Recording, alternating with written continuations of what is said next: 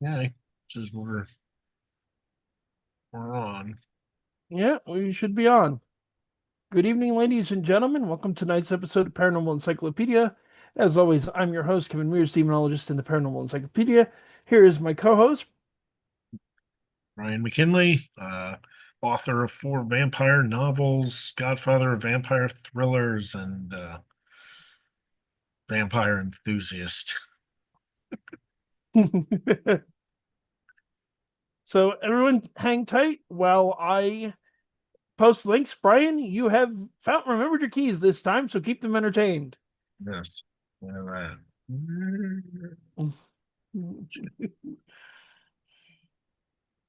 Such exciting video content. But it's something. Oh yeah, everybody's really Yeah, glad they tuned in. this is what it's really all about: is the keys being shaken, not the actual content. Yeah.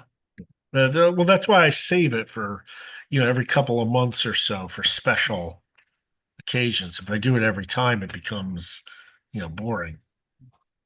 I think it's just because you keep forgetting them. Well, or they're in my pocket and I don't feel like trying to dig them out. Exactly. So basically, it's all your fault. Got one more post to make and we're good to go. Assuming the computer cooperates. I make no promises of that. Never. This technology hates me. Ooh, I'm receiving a psychic message about our topic for tonight. And of course, my deep and abiding love for psychics. Okay, hi Lisa for Truth. She joined us, although she doesn't know how long she could stay. You're welcome for as long as you're here. That's all good. Yeah, So someone to ask a question, that'd be great. yep, questions are always welcome. So tonight's topic is something I personally am not a huge fan of, but it's such a fundamental part of the concept of the paranormal.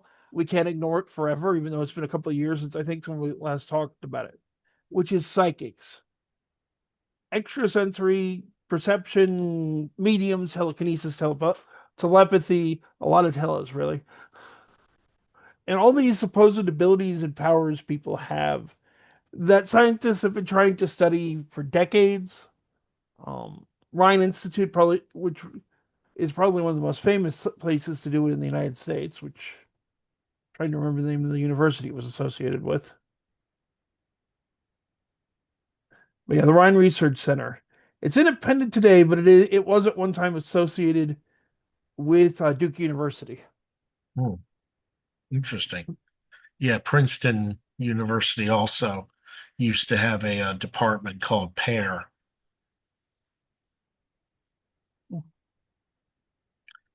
Princeton Yeah. Extrasensory and something research, I think is what it stood for. I may be I've wrong. heard of them, but I don't remember. It's been quite a number of years now. I heard about them years and years back. And of course, probably one of the most famous groups to study psychic phenomenon um, is, of course, the CIA with Operation Stargate. Hmm. Um, there's a movie about that called, which I keep meaning to watch, but I haven't seen it yet, called Men Who Stare at Goats. I've seen that. It's an interesting movie. It's rather funny. Some of the funny in it is actually true to history. Yeah, no, Like that's they really did call themselves Jedi and have a lot of tongue in cheek about it. yeah. Yeah, it was a darkly comedic movie. It was rather well done. But yeah, there was a huge effort. They spent a lot of money trying to figure out if they could use a particular type of psychic phenomenon called remote viewing to spy on the Russians Mhm. during the Cold War. And the Russians also spent a whole bunch of money trying to do the exact same thing in the other direction. Yes. Um, the general consensus, if you look at the records on the subject, is that none of it worked, and that's why the government abandoned it. I've talked to people that were involved with it. They claim no, it actually has more to do with it becoming unpopular with the general public and Congress washing its hands of the whole situation. I'm inclined to more, um, and people might say I'm biased because again, it's not. I never have made a secret of the fact I'm not a fan of psychics, but I'm inclined to think it's yeah, they weren't getting useful results. Yeah, supposedly there's a story that Jimmy Carter told in his, I think, one of his books or his autobiography or whatever, Mm-hmm. that during the hostage crisis, they even brought in psychics and remote viewers and tried to use them, and he was apparently not impressed with the results either. They didn't really produce anything noteworthy. Okay, Lisa's saying there. That's something to get into as well. There's a weird thing going on around poltergeist tied to two tween boys. If you could send me more information about that, Lisa, I'd appreciate it. I'd like to look into it and maybe we could talk more.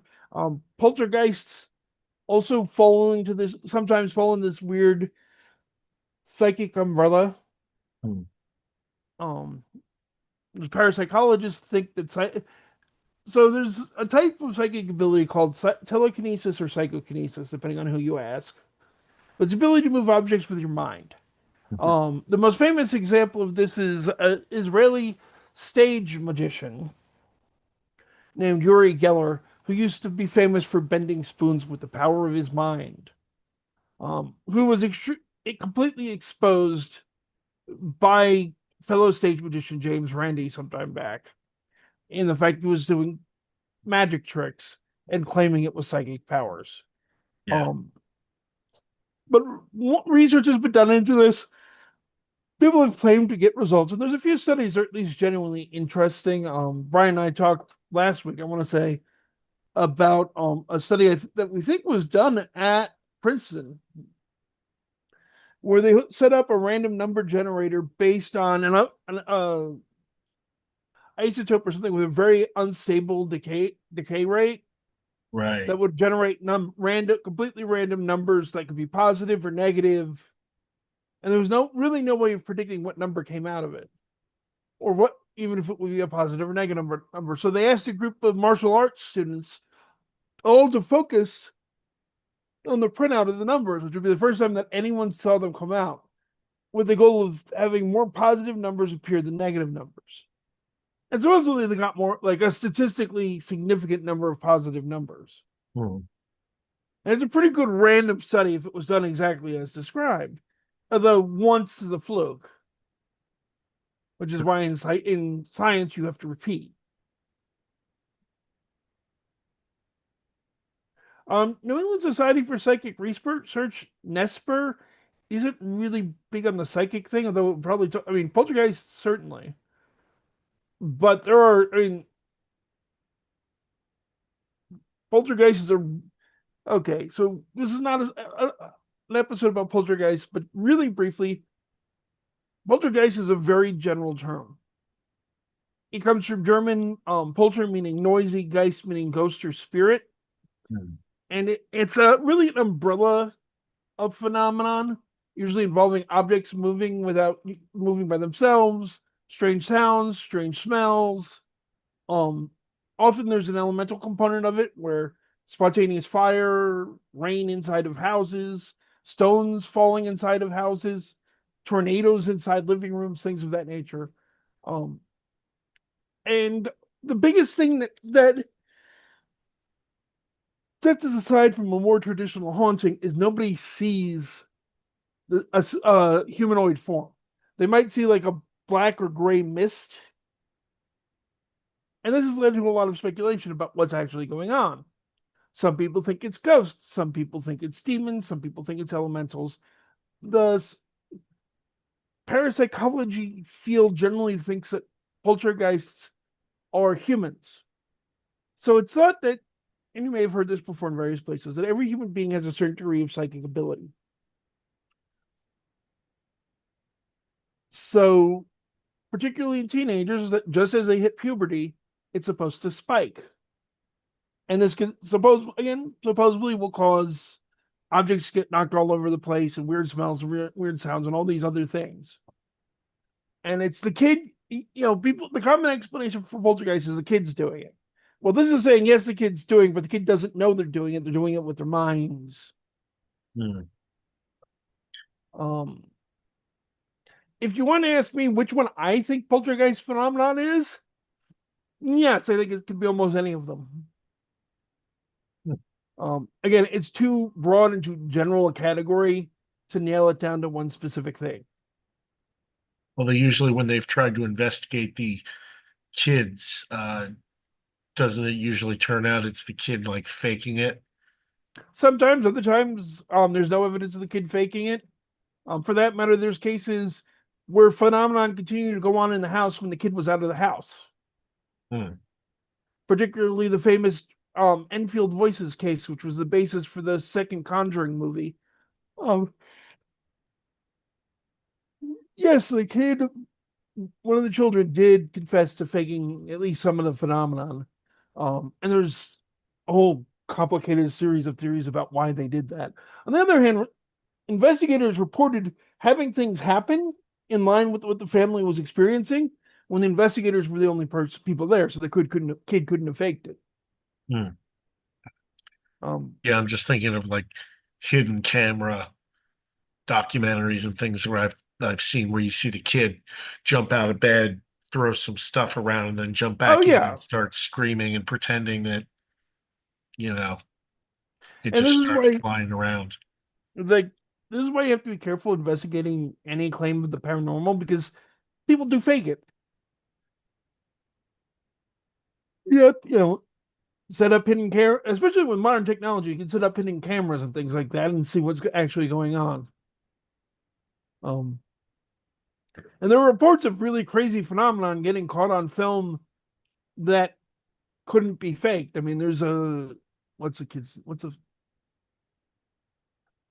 there's a case that happened in Connecticut, where basically they put this kid in a room, put a piece of tape over it to make sure they could tell if anybody came in or out, set up a video camera, and watch the room get destroyed while the kid sat in the fetal position on the bed. Hmm. Um, which is amazing, but I'd like to see the video footage. I've only heard about the video footage. It's like, okay, let's see it. Yeah. That'd be a pretty interesting and maybe even convincing case if somebody could just produce the footage and show it to people. Now, Yes, there's the problem. psychological reasons why the family may not want to do that and issues they've had with the media, but without actually seeing it, all we have, and I know some of the investigators that were involved, and they're solid people, but still, the rational part of my mind is I want to see it. Don't just tell me what you saw. If you videotaped it, show me. Yeah, it's just like the ghost hunting kind of stuff. It's like it's so frustrating. There's never any like really clear video evidence of anything. It's always just people running around with night vision, shouting into the camera saying that, oh, I felt something touch me, or I saw something over in the corner there. You know, Yeah, they're jumping at shadows. yeah, And don't get me wrong. If you go out on a ghost hunt with a small, stuff like that is going to happen if you're in a haunted place. But stuff like that could also happen if you have a hyperactive imagination or are expecting something like that to happen. hmm, And it's well, putting on video you saying it happened isn't any better evidence than you saying it happened. yeah, There are photo. I mean, God, I wish I had access to Lou's collection of photos. He had some photos that would legitimately blow people's minds, but they're also on slides, and that doesn't make them easy to get to, and things like that. And they're decades old, and they're yeah, not most of the. I mean, I will say this: I do not know Taps, the people behind Ghost Hunters personally, so I can't comment on them directly. But I know my mentor thought very highly of them. hmm, Um, I will also say Lou, it God rest his soul, he just the anniversary of his death just came up actually. Um, Didn't do he did TV specials, but he wasn't a big fan of doing a TV series. They'd approached him before. Because the reality is, some of the most active houses I've been to in my life, you could be there days and have nothing happen. Yeah. And that doesn't make, from a scientific perspective, saying that is good because you want to report honestly, but from a marketing perspective, that sucks for television. Yeah. You need something to happen on cue often enough to make it worth watching. Yeah, people want to see the screaming and the running around. It's what draws viewers in, as annoying as it is. And that's sometimes, and to go back to topic, that's sometimes been brought up for why psychics undeniably, like some of the most famous psychics have been caught extremely wrong or even faking things. And particularly not as much today, but back in the heyday of spiritualism, a common explanation for why they were caught faking things is well, they can't always flip it on and off like a switch, and they have to produce some kind of result or people get angry.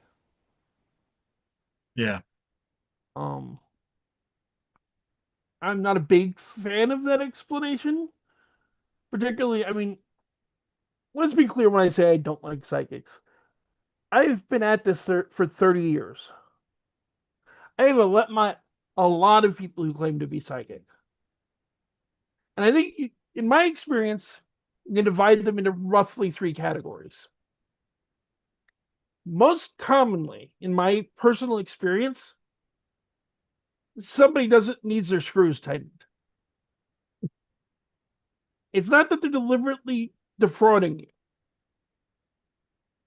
It's that they work themselves up and they imagine these things happening and they think it's real, but nothing's going on.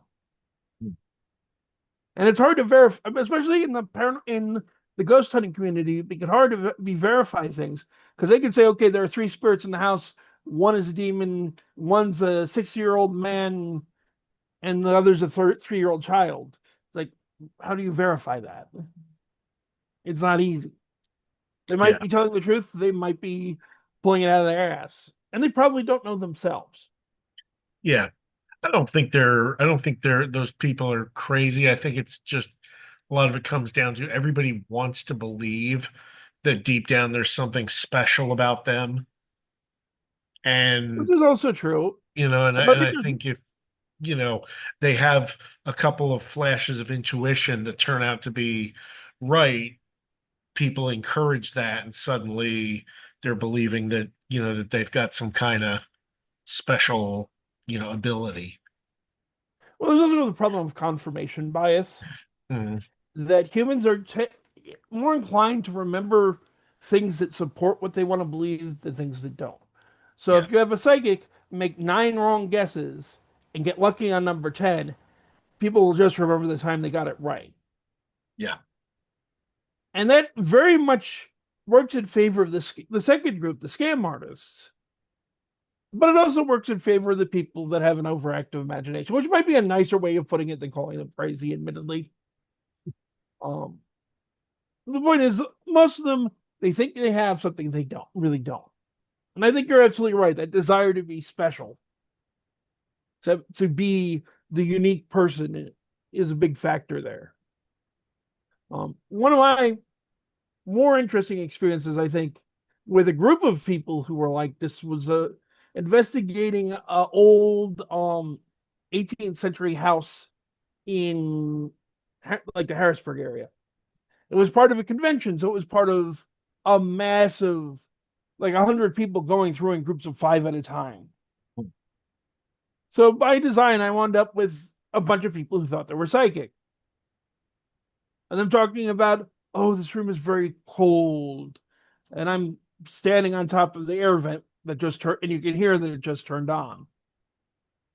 Or the other one was being up in the top floor and how heavy and oppressive the air was there.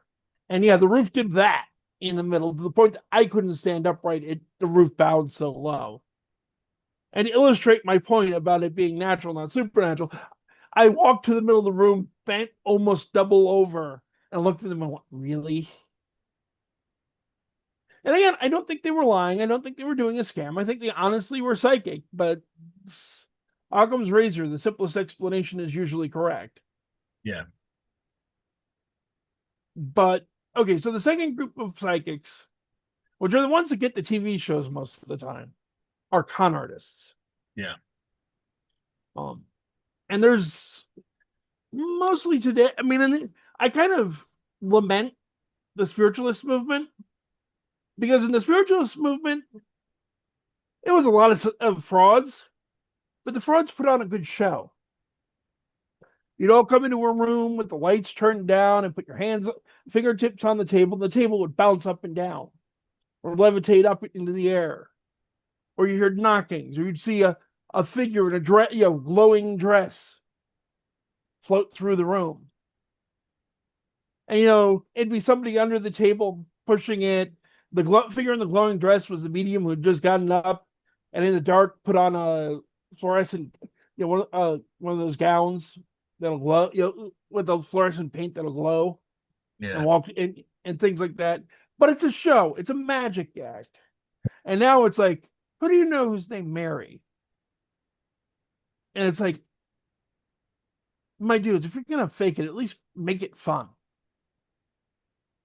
Because most TV psychics today, in my experience, rely on a technique called cold reading, combined with what's called warm reading and hot reading. I'll get to those in a minute. But cold reading is a game of playing the odds. And a group of about 30 people, if you, especially 30 middle-aged people, if you ask if at least one of them had a father or father figure who's died recently complaining of chest pains, somebody's probably going to say yes. Why? Because you're dealing with an older age group, so their dad or grandfather is more likely to have passed. And heart disease is one of the leading killers in the United States. And even more importantly than that, I didn't say heart disease. I said pain in the chest, which, okay, they didn't have heart disease. They have angina. Did they have stomach cancer? Did they have ulcers? You can find something to fit onto it. Yeah. And the kicker is, they'll say it like I did. They had stomach problems or they had pain in their chest. Let you feed them the answer. Oh, he died of a heart attack. And then repeat it back as if they got it from the spirit. Which, because of the psychology of groups, works pretty well, even on the person you're doing a reading for. But it works even better on TV, where you have the magic of editing. And you can cut out all the questions that led up to, oh, he had a heart attack. And them saying it was a heart attack, and just show the psychic saying your father died of a heart attack. Some are better at it than that, and they do what's called warm reading. If you're going to see a psychic, it's pretty common for people to bring a brooch or a piece of jewelry associated with the person who died. Some sort of memento. Fake psychics would look for that and play off of that. Somebody carrying a wedding ring might be trying to talk to a dead husband. Things of that nature. The last one, which you very rarely see on television, mostly because they don't have the ability to do it, but it happens, and it happens even more in real life, is what's called hot reading. Hot reading is the scammiest of all scams. It's called, you book an appointment for me in 3 weeks to have a psychic reading. You give me your name, your age, where you live. I then go and use the internet to look you up. And now, all of a sudden, I know all these psychic things about you that I can reveal. Some of the more elaborate scams have even used hired private detectives to gather information about people. Hmm. And that's especially in the old days, as opposed to today, when you can find everything you want to know about almost anyone online, either for free or for pretty cheap. Yeah. And it can be very convincing. People are very good at it. And the thing is, this blends back into the first group because a lot of times people who are naturally good at cold reading and picking up on people's emotions and reflecting them back will convince themselves that those psychological tricks are in fact a psychic ability. And then the last group are people who are actually psychic, which in my opinion are real but very, very rare. Yeah, it It's would very be. much my experience, in fact, that more often people have a psychic experience once or twice in their life and it never happens again. I'll give you an example, a very famous example. So I always forget which one it is.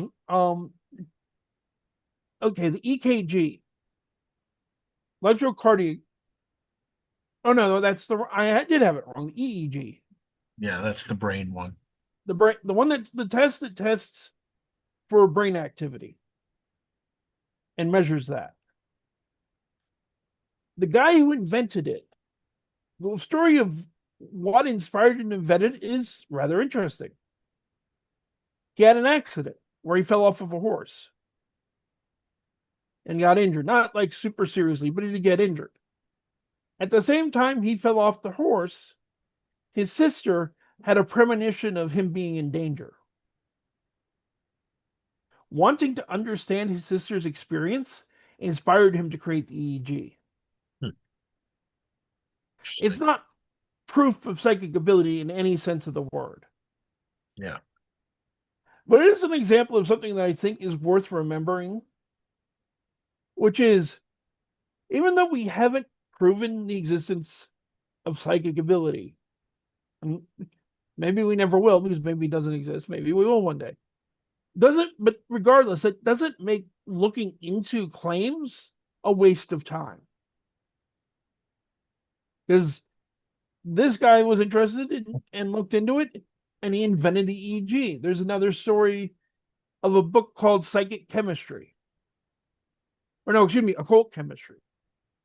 So in the early 20th century, and this is another topic we really need to get into at some point, there was an early religious movement called Theosophy, which Heard is of a that. big jumble of Western occultism, Eastern mysticism, their own ideas, a whole bunch of other things.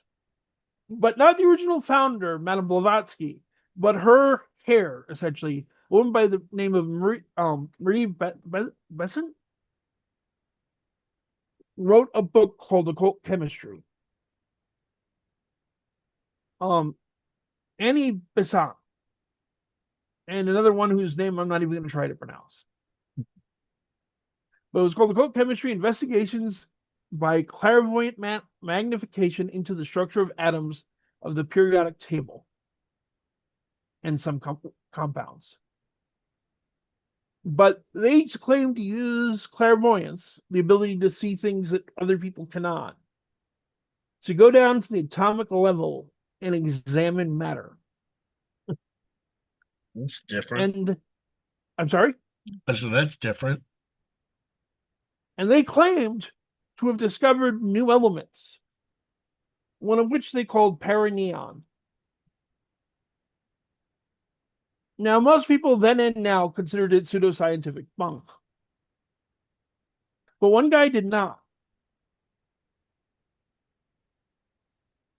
And he started to research this paraneon, and he invented, and he actually discovered an isotope of neon that had almost the exact same atomic weight as the books listed for paraneon. And that research that he did led to him creating the first mass spectrometer. Hmm,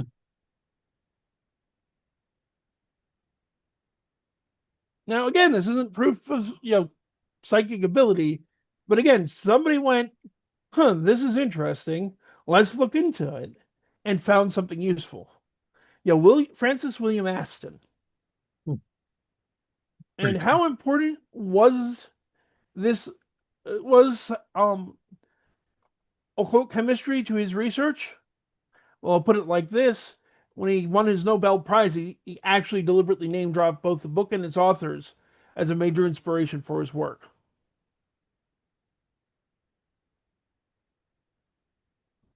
Pretty cool.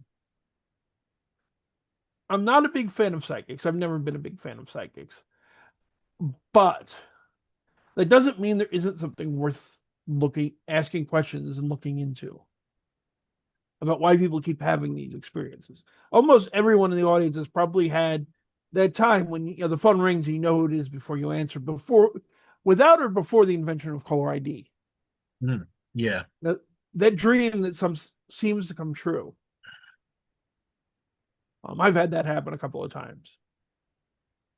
You know, they're weird, and they don't. The problem with studying them, of course, is they don't happen very frequently, so it's hard to actually pin it down and stick it in a lab. Yeah.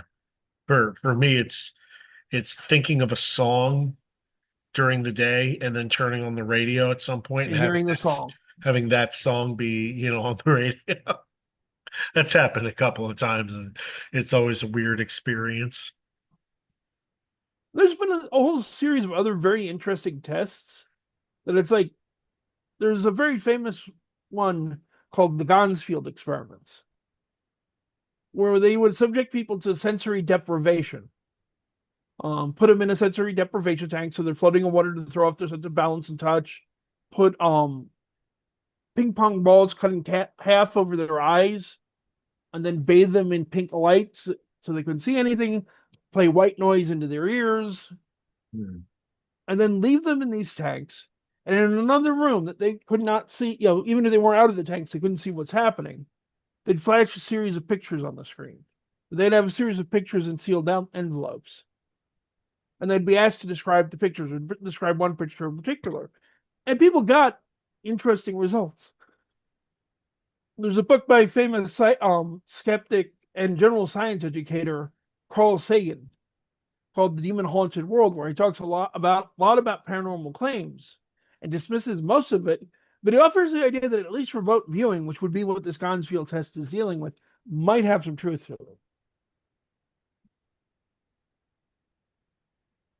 But again, it's hard to say. Um, which leads me to two other topics I want to bring up in this field before we call it a night. Um, both of which are deep personal pet peeves of mine for opposite ends of the spectrum of reasons. One is Sylvia Browne, who is probably the most famous TV psychic in the last 20 or 30 years. She used to show up constantly on Montel Williams. Wow. She's famous for having this crazy graying blonde hair and these really long nails. She wrote a whole series of books about her psychic experiences in heaven and claimed to talk to all sorts of dead people.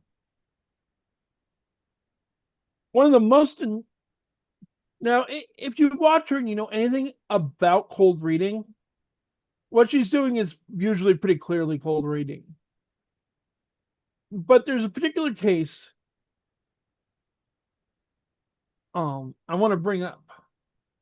Okay, there's actually more than one. So in 2002, Sylvia Browne informed parents of 11-year-old Sean Hornbeck that who had disappeared that year that he had been kidnapped by a dark-skinned Hispanic man with dreadlocks and was now deceased. He was found alive in 2007. And his kidnapper was Caucasian with short hair.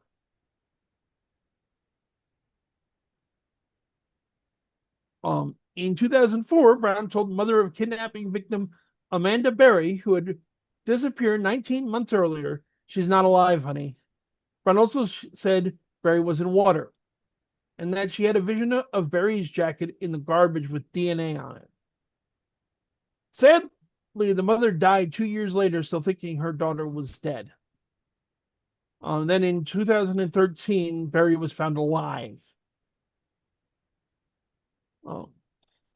She also, funny enough, and related to her personally, she predicted that she was going to die at the age of 88. Yeah, she died at the age of 77. Huh. Trying to see if I could find the name of the one. Because there's another one that's extremely amusing in The the worst Long of Island ways. Medium. I know of her. I've never bothered to watch the show. No, me neither. Um, It's like watching one of the Jersey housewives pretend to have psychic yeah. powers. It's not it. Yeah, it kind of seemed like it. Yeah, it's not anything great. But she claimed she was talking to a man, to a woman rather, whose husband was missing, presumed dead, and wanted to know what happened to him. So she said, Sylvia Brown tells her he's in water. Because it's always water. And this immediately confuses the woman. Why? He was her first responder, a firefighter who died in the 9/11 attack, one of the people who rushed into the building to save lives. Hmm. Now his body was never recovered. That's why she had come to Brown, as she was trying to help find the body. But she know and find out some closure of what happened exactly. But he didn't die. He didn't drown. He didn't fall into water. He's under tons of rubble. And what's really disturbing, and you can find video footage of this, is Brown was adamant he was in water. Even after she found out he died in 9/11 at the towers. Like, no, he's in the water. He's in water. It's like it's bad when you're just wrong. It's worse when you can't even admit it. Well, yeah, the act part of the psychology of a good con is you have to stick with it, regardless of Yeah. if somebody tries to derail you. If you change your story, you become even more suspect. Yeah, but there could have been some way of saving it. I think it's like say, oh, it's the fire hoses that he spent his life around or something like that. Don't just keep insisting the body's in water. Yeah. Psychics are constantly, when they're caught dead wrong, they usually come up with a way to say they're right even though they're wrong. And she just Hmm. insisted the wrong prediction was correct, Yeah. as it was, no changes, no. It's just pathetic. So the other big thing I want to talk about that directly relates to Sylvia Brown is James the Amazing Randi. For decades, Randi offered a prize that eventually climbed to $1 million to anyone who could prove any kind of paranormal phenomenon under laboratory conditions. That offer he has since passed away. That offer is long since over, but it ended before he died, in fact.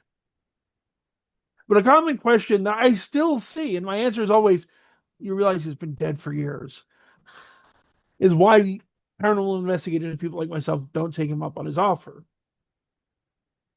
Um, there's a lot of issues with that offer. There, you can find lawyers here on YouTube that have picked it apart and explained why it's essentially set up that Randi will never pay out the money, would never have paid out the money. But I will say this as well. Years ago, Lou, my mentor Lou Gentili and I did take a run at the challenge with Lou's ability to produce EVP anywhere in the world, just about everywhere in the world. And things went really sideways, some of which was not Randi's fault.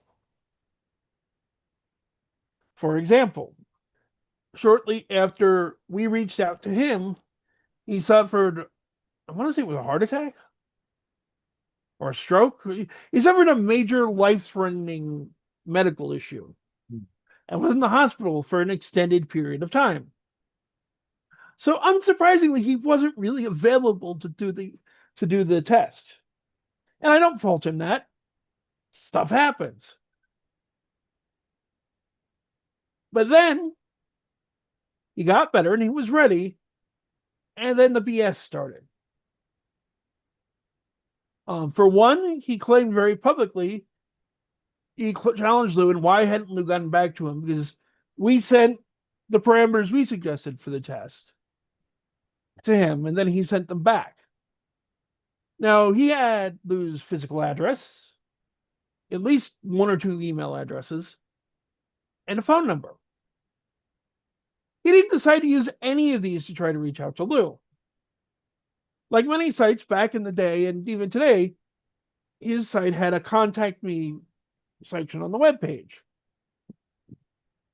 Randi submitted the new protocols through that. Or at least that was his claim because we never saw them.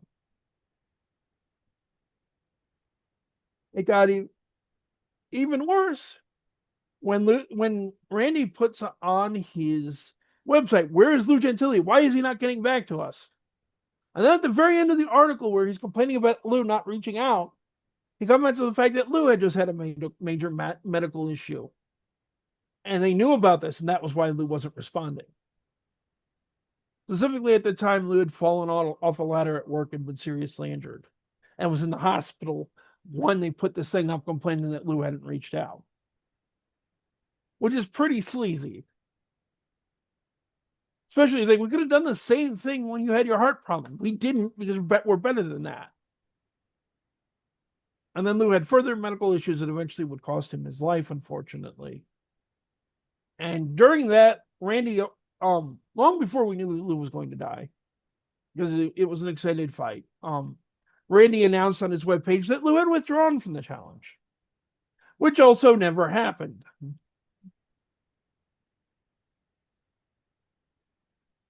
We'd been, Lou had been in touch. Lou had been quite clear. I'm having major life-threatening medical issues. This is not a high priority right now.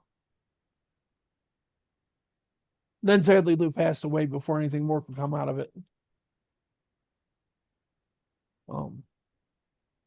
For my own opinion of James Randi, I think he started with good intentions, and I think he did a lot of good in his life. But I think he got cynical. I think having to deal with so many con artists, he just got cynical about the whole thing. Yeah. And honestly, I don't entirely blame him for that.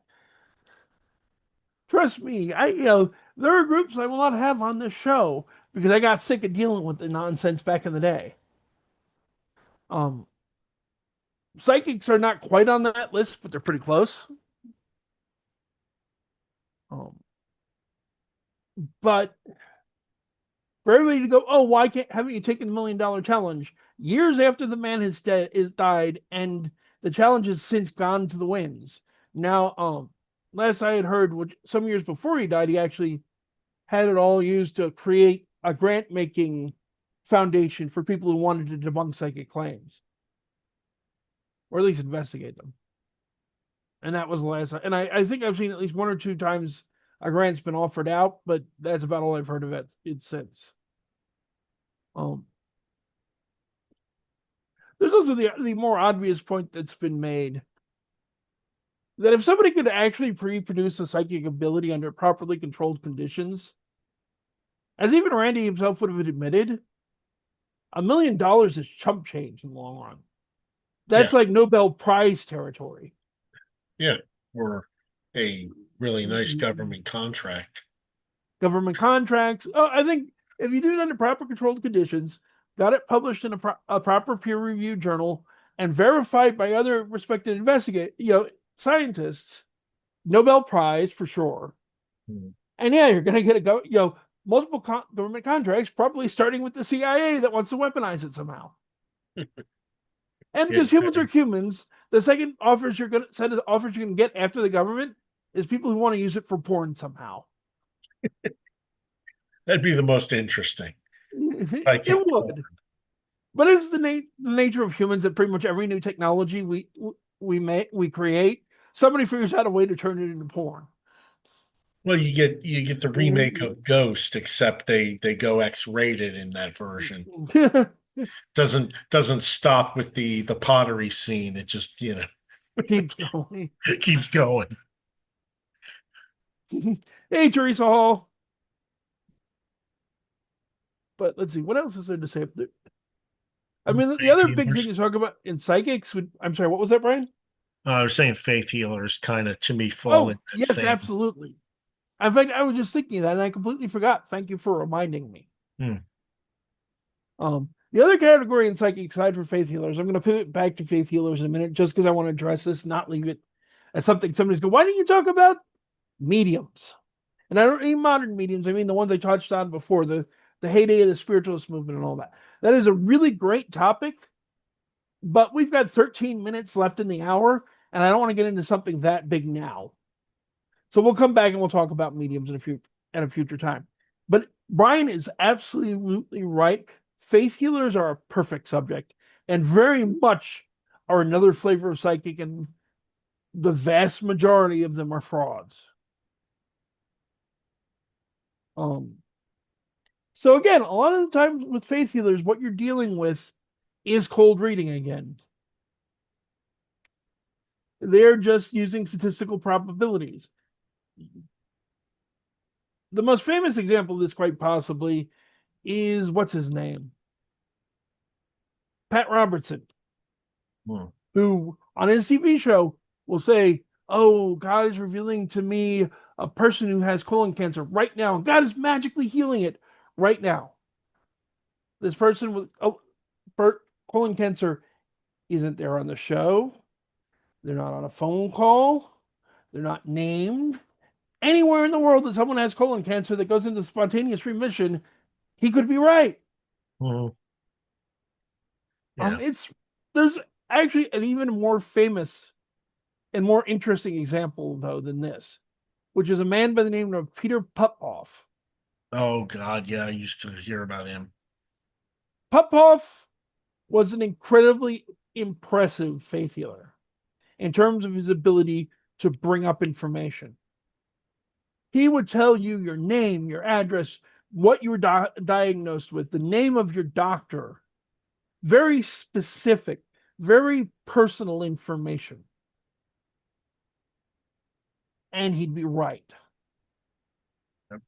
So James Randi and a group of other people, not all of whom were atheists, for the record, so there were some Christians involved as well, put together a team because they were convinced that they could prove how Popoff was actually doing it, and they did.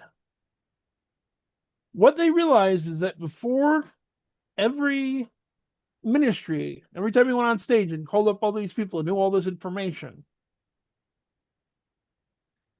not him personally, but his wife and his assistants would circle through the crowds and get prayer cards from people Hmm. with their name, their address, their illness, their doctor's information. All of this was written down, and the wife would take it backstage. Popoff would go out with an earpiece in, Yeah. and they actually managed to hack the signal and record his wife feeding him information. And in May of 1986, James Randi appeared on Johnny Carson's The Tonight Show with the recordings.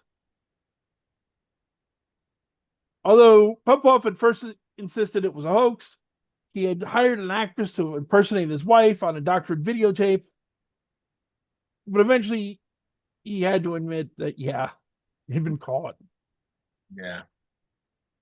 What's disturbing is that in 1998, he started making a comeback. Hmm.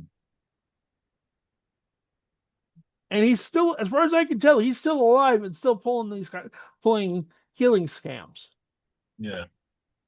I don't know if he still does the radio thing or something similar, but people are still giving him money. And so many of these other people, these other faith healers on television that claim all sorts of insane things and want your money for it. Hmm. When's next?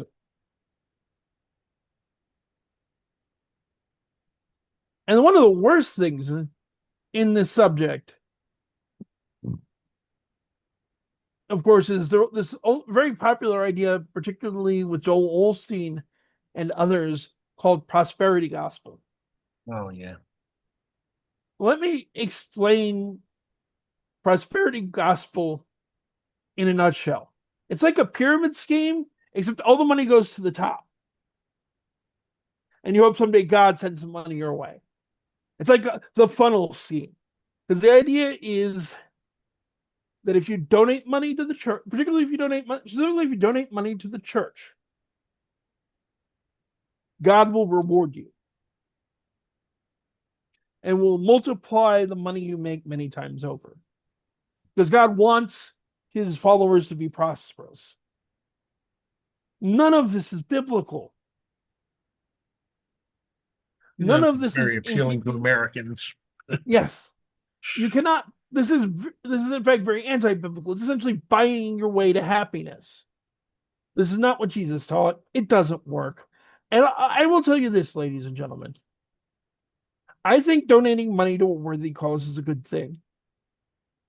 I do, you know, I'm not a big believer in karma, but certainly I'm a believer in the Christian idea of setting up your treasures in heaven, which means the better the more you work to make other people's lives better here, the better the more you'll be acknowledged in the afterlife.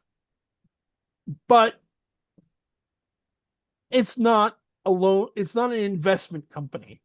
And for the love of God, Jesus, and everything holy, do not donate more than you can afford, which is one of the worst things that happens with prosperity gospel and with faith healing, because the two are directly linked. Is people will donate and take out loans and mortgages and empty college trust funds because they think that they're going to get so much money back. This ruins people's lives. And no, for God's sakes, no. If you want to donate money, find a charity of you consider worthwhile. Do a little research into it too, because there are plenty of charities that are ripping people off, and donate it to them. Something like Doctors Without Borders that works on providing medical care in countries that desperately need it, or cancer research, for God's sakes. Yeah. There are lots of worthy causes to give your money to, and I'm not absolutely denouncing the idea of donating to churches. There are churches that do good work. Yeah, but donate to your local church. Yes, churches and mega pastors don't need more money.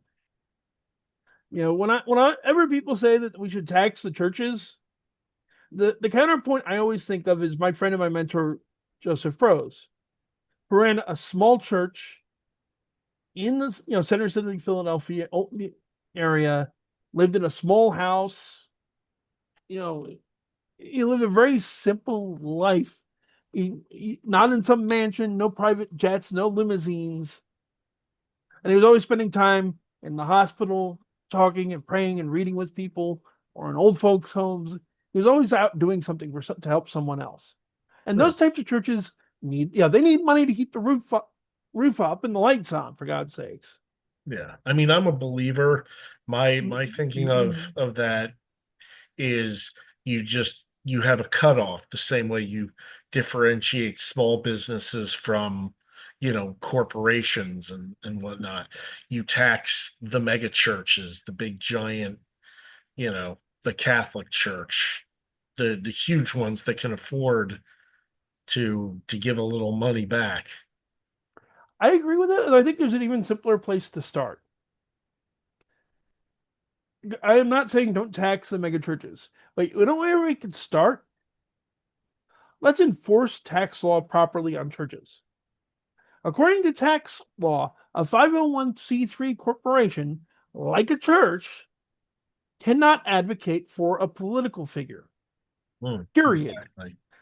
But they do it all the time. Yeah. Cut that off. Make Yeah. them follow the Have them rules. lose their status if they Yeah, get political. make the records public. Let's see where when somebody says they're asking for a $10,000 donation to send Bibles to China because Christianity is somewhat illegal there. Okay, let's see the numbers and how many Bibles were actually bought and how many were actually sent to China. Let's just start by opening the books and holding them to the legal standards they're supposed to be held to. That'll weed out a bunch of them. And then, let's start talking about okay, if you're making over this amount of money, you're going to have to pay some taxes, i.e., the Catholic Church, Yeah. which has its own issues because, of course, the Catholic Church is not just a church; it's a sovereign nation. Yeah. But there's a solution, and I think it's one a lot of religious people would find a lot less objectionable than jumping straight to taxing churches. It's like, no, no, before we do that, let's hold them accountable within existing law, and then go from there. But we're just coming up on 9 o'clock, ladies and gentlemen. I think it's probably a good time to get going. Brian, you still with me? Yes, still here. Okay, good. So, folks, if you enjoyed the show, if you like what we're doing, do us a favor if you haven't already. Like, comment, subscribe. If you have any questions or comments, feel free to put them in the comments, or if you want to do it privately, my email will be in the description. You can email it to me. I'm still If on you have an extra, Patreon. yes, I was just about to say, if you have an extra dollar or two you want to kick our way, we are not a 501c3, but we do appreciate the help. You can go to our Patreon, which is patreon.com/demonology, patreon.com/demonology. Link again will be in the description. Any amount, frankly, helps because this is done entirely on our own budget, which isn't much. But that's going to do it for tonight, ladies and gentlemen. This is Kevin Mears saying good night and God bless. Brian McKinley saying keep your fangs sharp. Good night, everyone. And good night, Teresa. Thank you for saying it back. Okay, let's end this.